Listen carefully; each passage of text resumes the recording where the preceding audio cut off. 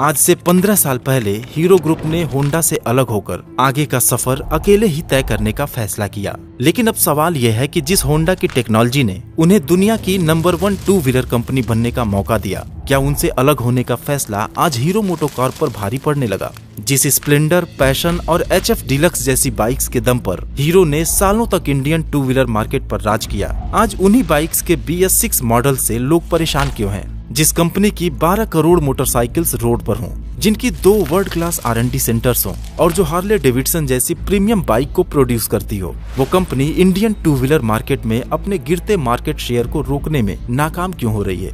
कभी hero Honda की साझेदारी ने 55% मार्केट पर कब्जा जमा रखा था और अलग होने के बाद भी हीरो के पास 45% का मार्केट शेयर था। लेकिन आज की स्थिति हैरान करने वाली है। गिरते market share, negative sentiments, premium segment में कमजोर पकड़ और EV की रेस में पिछड़ने की वजह से हीरो मोटो के लिए नंबर 1 पोजीशन को बरकरार रखना बेहद मुश्किल हो गया है। लेकिन दोस्तों, क्या आपने सोचा है कि हीरो साइकिल्स, जिसने कभी हीरो मोटोकॉर्प की नींव रखी थी, आज किस मुकाम पर है? या फिर हीरो इलेक्ट्रिक, जो ओला से भी पहले EV सेगमेंट में थी, अब कैसी हालत में है? और हाँ, इनकी हीरो मोटर्स, जो आज ऑटोमोटिव पार्ट्स की एक बड़ी कंपनी है, वो क्या कर रही है? कंफ्यूज मत होइए। हीरो साइकिल्स, हीरो इलेक्ट्रिक और हीरो मोटर्स, इन तीनों कंपनीज का हीरो मोटोकॉर्प से कोई रिलेशन नहीं है। आज की वीडियो में हम इन सारे कंफ्यूजन्स को दूर करते हुए हीरो की शुरुआत से लेकर होंडा से अलग होने की कहानी, उनके फैमिली डिवीजन और करंट सिचुएशन को डिटेल में जानने वाले हैं। हीरो की कहानी शुरू होती है आजादी से पहले साल 1944 में, जब पंजाब के कमालिया गांव में 4 भाई अपने पिता के साथ अनाज की ट्रेडिंग किया करते थे। देश में माहौल ठीक नहीं था और लोग अंग्रेजों के खिलाफ सड़कों पर उतर आए थे। उसी दौर में वो चारों भाई परिवार के साथ कमालिया छोड़कर अमृतसर आ गए और नए सिरे से जिंदगी शुरू करने की कोशिश करने लगे। चारों भाइयों के पास कोई डिग्री तो नहीं थी, लेकिन बिजनेस की अच्छी समझ थी। उन्हें लगा कि आजादी के बाद साइकिल के बिजनेस में अच्छा ग्रोथ देखने को मिलेगा, क्योंकि उस दौर में ज्यादातर साइकिल्स इंपोर्ट की जाती थी और महंगी होने की वजह से लोगों की पहुंच से दूर थी। हालांकि कुछ इंडियन साइकिल कंपनीज भी मौजूद थीं, लेकिन उनकी क्वालिटी विदेशी ब्रांड्स के मुकाबले कहीं भी नहीं टिकती थी। ऐसे में एक सस्ती और मजबूत साइकिल बनाने का बिजनेस उन्हें काफी फायदा पहुंचा सकता था। लेकिन उस वक्त उनके पास न तो इसकी टेक्नोलॉजी थी और न ही उनकी हैसियत इतनी थी कि वे साइकिल बनाने की फैक्ट्री शुरू कर पाते। फिर सबने मिलकर फैसला किया कि साइकिल ना सही, वो साइकिल के पार्ट्स बनाएंगे, जिसके लिए बिजनेस लाने की जिम्मेदारी बृजमोहन लाल मुंजाल को दी गई, जबकि बाकी 3 भाई दयानंद, सत्यानंद और ओम प्रकाश मुंजाल पार्ट्स के प्रोडक्शन और डिलीवरी का काम संभाल लिए।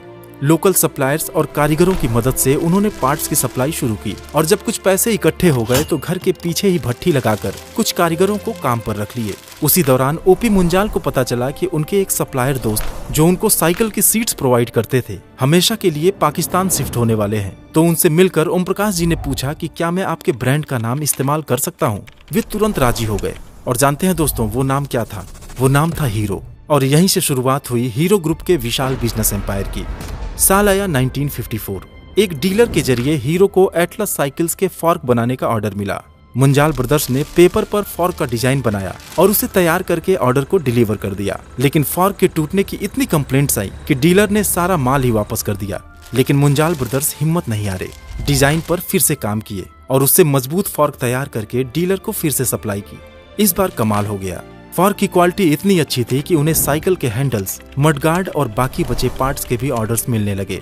मुंजाल ब्रदर्स वो मुकाम हासिल कर चुके थे जहां वे खुद साइकिल बनाने के बारे में सोच सकते थे। फिर साल 1956 में लुधियाना की फैक्ट्री से रीजेंट कंपनी के रिम और डनलप के टायर ट्यूब के साथ पहली हीरो साइकिल मार्केट में लॉन्च कर दी गई। ये दिखने में इंपोर्टेड साइकिल्स जैसी अच्छी तो नहीं थी, लेकिन मजबूती में उनसे कई गुना बेहतर और चलाने में आरामदायक थी। किसान, दूध वाले, मजदूर और नौकरी पेशा लोगों के लिए हीरो साइकिल्स एक सहारा बनने लगी। हालांकि शुरुआत में सिर्फ 600 साइकिल्स का ही प्रोडक्शन होता था। फिर बैंक से 50,000 का लोन लेकर धीरे धीरे प्रोडक्शन को बढ़ाया गया। लेकिन उसी बीच 1968 में सबसे बड़े भाई दयानंद जी की डेथ हो गई, पर ग्रोथ की रफ्तार को बाकी भाइयों ने कम नहीं होने दिया और 1986 आते आते हीरो दुनिया का सबसे बड़ा साइकिल प्रोड्यूसर बन गया। लेकिन साइकिल के अलावा दूसरी तरफ स्कूटर्स और मोपेड भी काफी पॉपुलर हो रहे थे।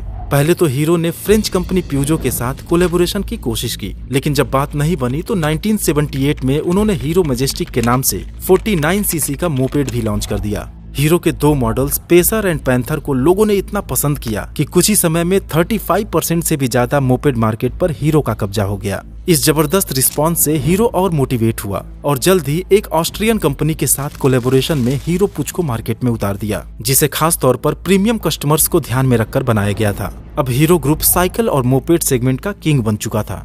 मुंजाल ब्रदर्स के पास किताबी ज्ञान तो नहीं था, लेकिन जिस तरीके से उन्होंने बिजनेस को एक्सपेंड किया उससे काफी कुछ सीखा जा सकता है।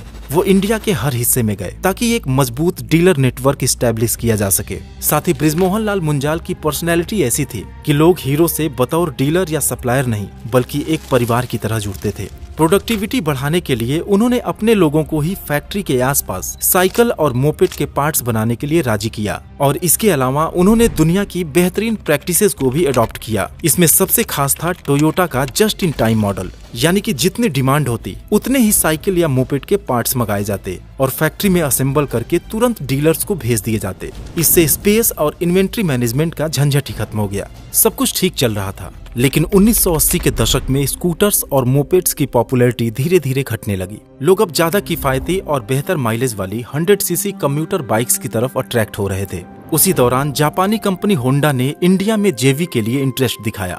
कहा जाता है कि 140 कंपनीज ने होंडा के साथ कोलैबोरेशन के लिए अप्लाई किया, लेकिन महीनों के डिस्कशंस और एक लंबी सिलेक्शन प्रोसेस के बाद आखिरकार 1983 में होंडा ने काइनेटिक को स्कूटर्स के लिए और हीरो को बाइक्स के लिए अपने पार्टनर के रूप में सेलेक्ट किया। दोनों के बीच एक म्यूचुअल एग्रीमेंट हुआ कि बाइक की टेक्नोलॉजी और इंजन होंडा प्रोवाइड करेगा, जबकि बॉडी हीरो बनाएगा। और हाँ, दोनों जब तक इस जेवी में साथ रहेंगे एक दूसरे के अगेंस्ट कोई भी प्रोडक्ट लॉन्च नहीं करेंगे। लेकिन यह एग्रीमेंट एक नॉन कंपटीशन क्लॉज के रूप में नहीं था, यानी कि कोई कानूनी बाध्यता नहीं थी, बल्कि यह एक एथिकल एग्रीमेंट था। बृजमोहन लाल मुंजाल के बेटे रमनकांत मुंजाल को हीरो होंडा की कमान सौंपी गई और 1985 में हरियाणा के धारूहेड़ा प्लांट में बनी हीरो होंडा की पहली बाइक CD100 को इंडियन मार्केट में लॉन्च कर दिया गया।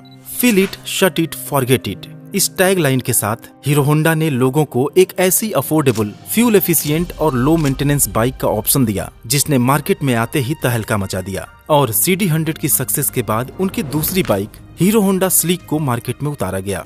फिर साल आया लिबरलाइजेशन का, जहां एक तरफ बाकी सारी ऑटोमोबाइल कंपनीज विदेशी ब्रांड्स के आने से तगड़ा कंपटीशन फेस कर रही थी, वहीं हीरो होंडा की सेहत पर इसका कोई असर नहीं पड़ा। लेकिन एक शॉक उनको तब लगा जब इसी साल अचानक रमनकांत मुंजाल की डेथ हो गई। लेकिन बृजमोहन जी ने अपने दूसरे बेटे पवन मुंजाल के साथ कंपनी की बागडोर को फौरन अपने हाथ में ले लिया। हीरो होंडा में एक नए दौर की शुरुआत हो चुकी थी, क्योंकि पवन मुंजाल बिजनेस को डाइवर्सिफाई करने के साथ ही अपने ब्रांड को तेजी से दुनिया के हर कोने में पहुंचाना चाहते थे। फिर साल 1994 में कंपनी उस बाइक को मार्केट में लेकर आई जिसने हीरो होंडा की किस्मत बदल दी, हीरो होंडा स्प्लेंडर। सेल्स इतनी तेजी से आगे बढ़ा कि साल 2001 तक हीरो होंडा दुनिया की नंबर 1 टू व्हीलर कंपनी बन गई। अब ऊपर से देखने में तो सब कुछ काफी अच्छा लग रहा था, लेकिन हीरो और होंडा के बीच सब कुछ ठीक नहीं था। उनके बीच कुछ ऐसे मतभेद थे जो धीरे धीरे उनके रिश्तों में दूरियां बढ़ा रहे थे। हालांकि हीरो और होंडा काफी मैच्योर प्लेयर्स थे, इसलिए कंपनी की ग्रोथ या सेल्स पर इसका असर नहीं दिखा। एक तरफ थी होंडा, दुनिया की सबसे बड़ी टू व्हीलर कंपनी, जो ना तो टेक्नोलॉजी में किसी से पीछे थी और ना ही पैसों की कमी थी। सिर्फ इंडियन मार्केट में एंटर करने के लिए उन्होंने हीरो जैसे एक छोटे से साइकिल ब्रांड को सेलेक्ट किया था। लेकिन लिबरलाइजेशन के बाद वह अकेले अपने दम पर इंडिया में बिजनेस करने के लिए आजाद थे। दूसरी तरफ था हीरो, जिसे होंडा ने ही इस मुकाम तक पहुंचाया था। लेकिन जब वो इंडिया के बाहर भी अपने बिजनेस को एक्सपेंड करना चाहे तो होंडा उसमें रुकावट बनने लगा, क्योंकि कुछ पड़ोसी देश जैसे नेपाल, श्रीलंका और बांग्लादेश के अलावा हीरो होंडा की बाइक्स को एक्सपोर्ट करने की इजाजत नहीं थी। इसलिए हीरो ग्रुप को लगा कि अगर आगे बढ़ना है तो खुद का इंजन डेवलप करना होगा और वो अपने प्रॉफिट का ज्यादातर हिस्सा रिसर्च एंड डेवलपमेंट पर खर्च करने लगे। यह देखकर होंडा को एहसास हुआ कि हीरो अब उनसे अलग होने की तैयारी करने लगा है।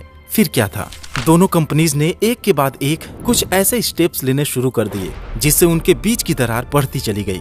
जैसे कि साल 95 में होंडा ने श्रीराम ग्रुप के साथ होंडा CL कार्स इंडिया की शुरुआत की और होंडा सिटी को इंडिया में लॉन्च कर दिया। लेकिन 4 व्हीलर सेगमेंट के लिए उसने हीरो ग्रुप को कंसीडर तक नहीं किया। और रही सही कसर 2001 में तब पूरी हो गई जब होंडा ने काइनेटिक के साथ अपने जेवी को खत्म करके Honda motorcycle and scooters India के नाम से एक अलग ही कंपनी स्टैब्लिश कर दी और साल 2001 में होंडा एक्टिवा को मार्केट में उतार दिया। होंडा चाहती थी कि हीरो अपने स्पेयर पार्ट्स डिवीजन को HMSI के साथ मर्ज कर दे, लेकिन हीरो ने इस प्रपोजल को सिरे से खारिज कर दिया। जिसके बाद होंडा अपने डीलर एंड डिस्ट्रीब्यूशन नेटवर्क को मजबूत करने में जुट गया और जल्द ही यूनिकॉर्न और होंडा साइन जैसे बाइक्स को उसी प्राइस सेगमेंट में उतार दिया जिसमें हीरो होंडा की बाइक्स पहले से ही मौजूद थी।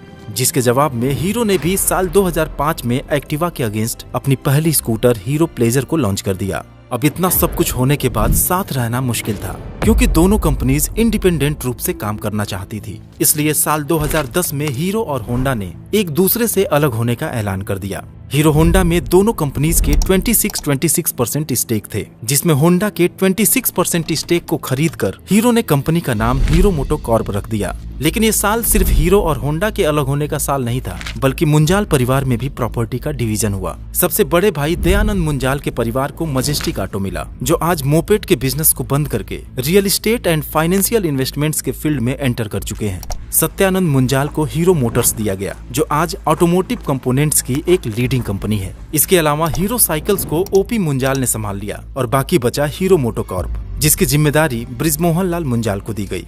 लेकिन दोस्तों, अब कहानी पूरी तरह से बदलने वाली थी, क्योंकि हीरो अभी भी अपना खुद का इंजन डेवलप नहीं कर पाया था। उसने होंडा से अगले कुछ सालों तक सपोर्ट के लिए बोला।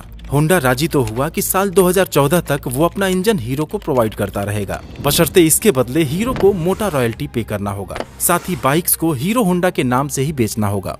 मुंजाल साहब के सामने चुनौतियों का एक पहाड़ खड़ा था, क्योंकि अगले 3-4 सालों में ही उन्हें खुद का R&D सेंटर, मैन्युफैक्चरिंग प्लांट और सप्लाई चेन स्टैब्लिश करना था। लेकिन 2014 में ही राजस्थान के निमराना में अपना पहला प्रोडक्शन यूनिट शुरू करके उन्होंने दिखा दिया कि वाकई में वो हीरो हैं। लेकिन दोस्तों, अलग होने से पहले जिस हीरो होंडा का इंडियन टू व्हीलर मार्केट के लगभग 55% पर कब्जा था, वो अलग होते ही 45% और 20% पर आ गया। लेकिन तब से लेकर आज तक हीरो के मार्केट शेयर में इतनी गिरावट है कि कभी भी होंडा उनसे आगे निकल सकता है। लेकिन आप सोच रहे होंगे कि हीरो तो आज भी नंबर 1 है और स्प्लेंडर और HF डीलक्स की सेल्स के आगे तो होंडा कहीं टिकता ही नहीं। थोड़ा समय दीजिए और आगे के डेटा को देखिए, आप समझ जाएंगे कि हीरो को अपनी बादशाहत कायम रखने के लिए कितने पापड़ बेलने पड़े और उनकी नंबर 1 की पोजीशन पर आज तलवार क्यों लटकी हुई है।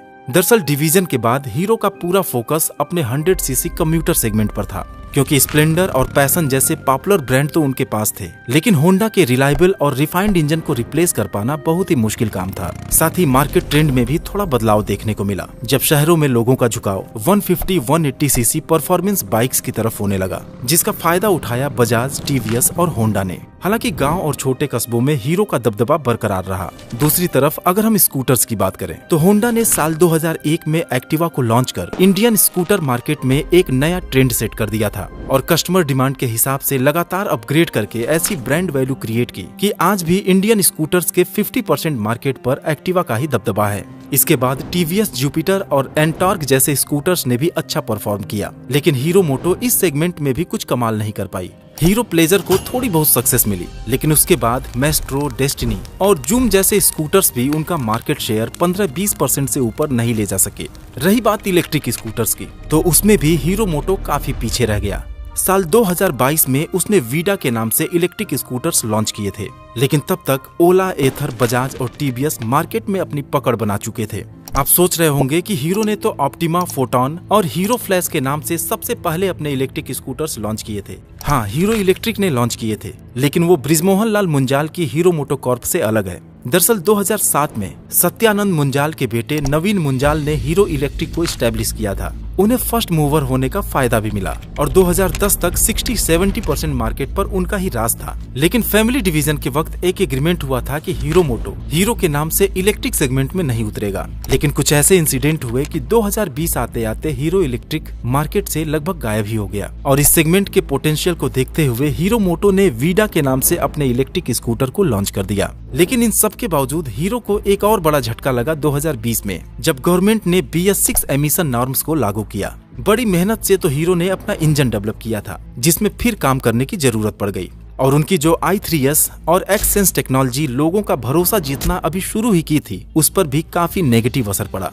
वजह थी कि जहां एक तरफ स्प्लेंडर और HF डीलक्स जैसे पॉपुलर बाइक्स के दाम में 5 to 10,000 का इजाफा हो गया, वहीं दूसरी तरफ इंजन के पावर एंड परफॉर्मेंस में भी कमी महसूस हुई। इंजन पहले जैसा स्मूथ नहीं रहा और थ्रॉटल रिस्पांस में भी कमी देखने को मिली। ये सारे रीजंस काफी थे हीरो मोटोकॉर्प की सेल्स को नीचे ले जाने के लिए। और आज की बात करें तो हीरो और होंडा के बीच सेल्स का फासला इतना कम हो गया है कि अगर जल्द ही होंडा हीरो से आगे भी निकल जाए तो हैरानी नहीं होगी, क्योंकि जिस हीरो का मार्केट शेयर 45% था वो 2024 के सेल्स डेटा के हिसाब से 31% पर आ गया है, जबकि होंडा 20% से बढ़कर लगभग 30% मार्केट पर कब्जा कर चुका है। लेकिन दोस्तों, जिस हीरो को नंबर 1 पर रहने की आदत हो वो हार कैसे मान सकता है। हीरो ने इन सारे इश्यूज को बारीकी से एनालाइज किया है और इसे सॉल्व करने के लिए तेजी से काम हो रहा है। परफॉर्मेंस बाइक्स के लिए R&D में भारी निवेश करके एक्सपल्स, एक्सट्रीम और करिश्मा जैसे मॉडल लॉन्च किए गए हैं ताकि पल्सर और अपाचे को कड़ी टक्कर दी जा सके। और एक कदम आगे बढ़ते हुए हीरो ने हार्ले डेविडसन के साथ भी कोलैब किया है ताकि प्रीमियम सेगमेंट में भी अपनी पकड़ मजबूत बना सके। और अगर EV सेगमेंट में भी वीडा की एंट्री को देर आए दुरुस्त आए कहा जाए तो गलत नहीं होगा। 2024 में टोटल 2 व्हीलर्स की सेल्स करीब 18 मिलियन रही, जिसमें से सिर्फ 5-6% इलेक्ट्रिक स्कूटर्स थे। और इस सेगमेंट में वीडा ने 2023 के मुकाबले 355% की ग्रोथ दर्ज करते हुए 55,000 से भी ज्यादा स्कूटर्स सेल किए हैं। आज एथर एनर्जी में भी हीरो का 40% स्टेक है। साथ ही बाइक्स के परफॉर्मेंस रिलेटेड इश्यूज को काफी सुधार कर हीरो अपने सेल्स एंड सर्विस को पहले से बेहतर बनाने पर ध्यान दे रही है। हमें उम्मीद है कि अगले कुछ क्वार्टर्स में ये सारे एफर्ट्स उनके बैलेंस शीट में साफ तौर पर नजर आएंगे। दोस्तों, इंडिया की 2 व्हीलर इंडस्ट्री ने पूरी दुनिया में देश का नाम रोशन किया है, चाहे वो हीरो, बजाज, TVS हो या रॉयल एनफील्ड। एक हेल्दी कंपटीशन हमेशा देश की इकोनॉमी और कंज्यूमर्स के लिए फायदेमंद साबित होता है। Thanks for watching.